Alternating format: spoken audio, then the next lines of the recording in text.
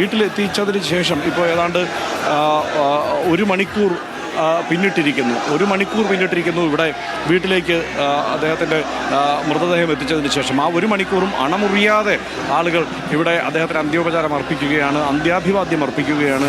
അതിൽ നേരത്തെ ഞാൻ പറഞ്ഞു, നീലേശ്വരം മുതൽ വന്നവരുണ്ട്. അതായത് 2006-ൽ VS അച്യുതാനന്ദൻ്റെ സീറ്റ് നിഷേധിച്ചപ്പോൾ നീലേശ്വരത്ത് ആണ് ആദ്യം ഓട്ടോ തൊഴിലാളികൾ മുദ്രാവാക്യം വിളികളുമായി തെരുവിലിറങ്ങുന്നത്. അവർ മുതൽ ഇങ്ങോട്ട് മുഴുവൻ ആളുകളും ഇവിടെ ഒരുമിച്ച് എത്തിച്ചേർന്നിരിക്കുന്നു. പല പ്രദേശത്തു നിന്നുള്ളവർ.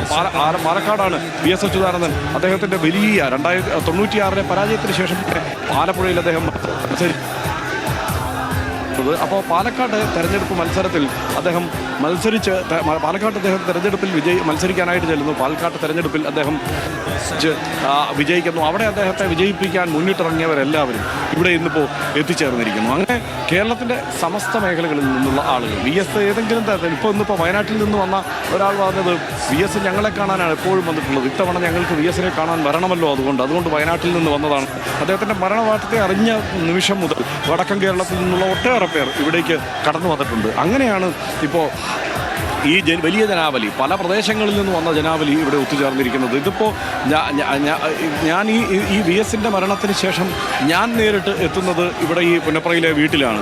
അപ്പോൾ പുന്നപ്രയിലെ ഈ ജനാവലി തന്നെ എന്നെ അത്ഭുതപ്പെടുത്തുന്നതാണ്, ആവേശം കൊള്ളിക്കുന്നതാണ്. ആ നിലയ്ക്ക് നോക്കിയാൽ ഇവിടേക്ക് കടന്നു വന്ന വഴിക്ക് ഇതിനേക്കാളൊക്കെ എത്രയോ വലിയ ജനാവലിയെ കടന്നാണ് VS അച്യുതാനന്ദൻ്റെ മൃതദേഹം ഇവിടേക്ക് എത്തിച്ചേർന്നിരിക്കുന്നത്. എത്രയോ പേരുടെ വലിയ മുദ്രാവാക്യം വിളികൾ കേട്ട്, എത്രയോ പേരുടെ കരച്ചിലും സങ്കടങ്ങളും കേട്ട് ആണ് ഈ വിലാപയാത്ര അവിടെ നിന്ന് ഇപ്പോൾ ഇവിടേക്ക് കടന്നു വന്നിരിക്കുന്നത്. അപ്പോൾ ഏറ്റവും വലിയ നേതാവ്, ഞങ്ങളുടെ ഏറ്റവും വലിയ കാരണവർ എന്നാണ് ഇവിടെ പലരും വിശേഷിപ്പിക്കുന്നത്. ഒരു നേതാവ് എന്ന നിലയ്ക്കല്ല, നേതാവ് എന്നതിനപ്പുറം ഒരു കാരണവർ എന്ന നിലയ്ക്കാണ്. VS പലപ്പോഴും പലതും കടത്തിപ്പറയുമ്പോൾ VSന് കിട്ടിയിരുന്ന തീർച്ചയായും VSന് ആ അഗ്രസീവായ ആ സമീപനത്തിന് വലിയ പിന്തുണ ചെറുപ്പക്കാരുടെ ഇടയിൽ കിട്ടിയെങ്കിൽ മുതിർന്നവർ VS എന്ന കാരണവരോടുള്ള ബഹുമാനത്തോടെ തന്നെ അതിനെ ഉൾക്കൊള്ളുന്നതാണ് നമ്മളെല്ലാവരും കണ്ടത്. VS ഏറ്റവും രൂക്ഷമായി കടന്നാക്രമിച്ചിട്ടുള്ള, പോരാടിയിട്ടുള്ള മുരളീധരൻ അടക്കമുള്ള നേതാക്കൾ പറയുന്നതും ആ നിലയ്ക്ക് തന്നെയാണ്. കഴിഞ്ഞ ദിവസം മുരളീധരൻ VSൻ്റെ മരണത്തിൽ അദ്ദേഹത്തിൻ്റെ അനുശോചനം അറിയിക്കുമ്പോൾ പറയുന്നുണ്ട്, എന്നെ കടന്നാക്രമിച്ചിട്ടുണ്ട് VS അച്യുതാനന്ദൻ എന്ന്. ഒട്ടുവീഴ്ചയില്ലാതെ പോരാടിയിട്ടുണ്ട് VS അച്യുതാനന്ദൻ. പാമോലിൻ കേസ് അടക്കമുള്ള കേസുകൾ, കരുണാകരനെതിരെയുള്ള കേസുകൾ ഒരുപക്ഷെ മുരളീധരൻ്റെ മനസ്സിൽ ഘട്ടത്തിലുണ്ടാവാം. അപ്പോൾ ആ നിലയ്ക്കുള്ള വലിയ പോരാട്ടം നടത്തിയ VS അച്യുതാനന്ദൻ ഒരു സമയത്ത് ഇതിപ്പോൾ 1 മണിക്കൂറായി ഈ കാര്യങ്ങൾ ഇങ്ങനെ പറയുന്നു. പക്ഷേ ഈ 1 മണിക്കൂറിലും എനിക്ക് പറയാനുള്ളത് സമരങ്ങളെക്കുറിച്ചാണ് എന്നുള്ളതാണ്.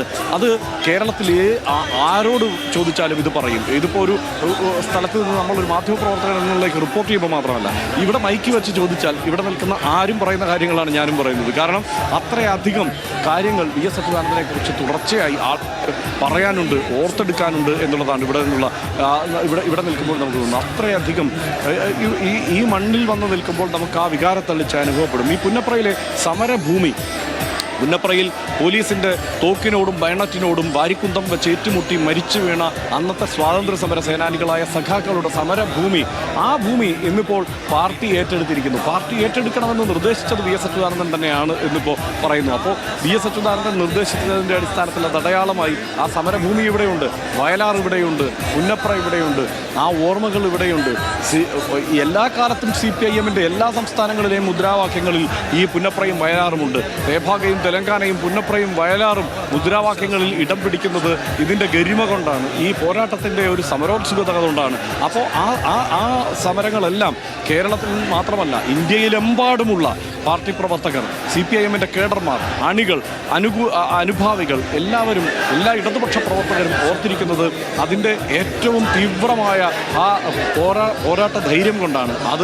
അതിന് നേതൃത്വം കൊടുത്ത നേതാവ്, ആ ആസ്പിൻവാളിലെ 5000 തൊഴിലാളികൾക്ക് നേതൃത്വം കൊടുത്ത നേതാവ്. അതിനുശേഷം ഒരു കാലമുണ്ട് VS അച്യുതാനന്ദൻ. അത് ഇവിടെ കുറുവടി സേന എന്ന നിലയ്ക്ക് ഇവിടുത്തെ ജന്മിമാരുടെ സേന, 2000 പേരുടെ കുറുവടി സേനയെ നേരിട്ട VS അച്യുതാനന്ദൻ. അത് വെറുതെ നേരിടുകയായിരുന്നില്ല, അത് 5000 തൊഴിലാളികളെ സംഘടിപ്പിച്ച് തിരിച്ചടിക്കുകയായിരുന്നു, അടിച്ചോടിക്കുകയായിരുന്നു.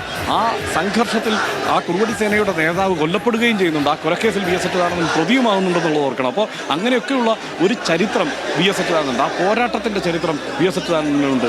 അടിയാൽ ഞങ്ങളുടെ പരിപാടി എന്ന് പറഞ്ഞു വന്ന കുറുവടി സേനയെ തല്ലിയാൽ തിരിച്ചു തല്ലും, തണ്ടല് വെട്ടി പതാക കിട്ടും എന്ന് പറഞ്ഞ് തിരിച്ചടിച്ച പുന്നപ്രയുടെ മക്കൾ, ആ പുന്നപ്രയുടെ മക്കളെ നേതൃത്വം കൊടുത്ത് നയിച്ച വി എസ് അച്യുതാനന്ദൻ. ആ വി എസ് അച്യുതാനന്ദനാണ് അദ്ദേഹത്തിൻ്റെ അന്ത്യയാത്രയിൽ അദ്ദേഹത്തിൻ്റെ പുന്നപ്രയിലെ വീട്ടിലെത്തിയിരിക്കുന്നത്.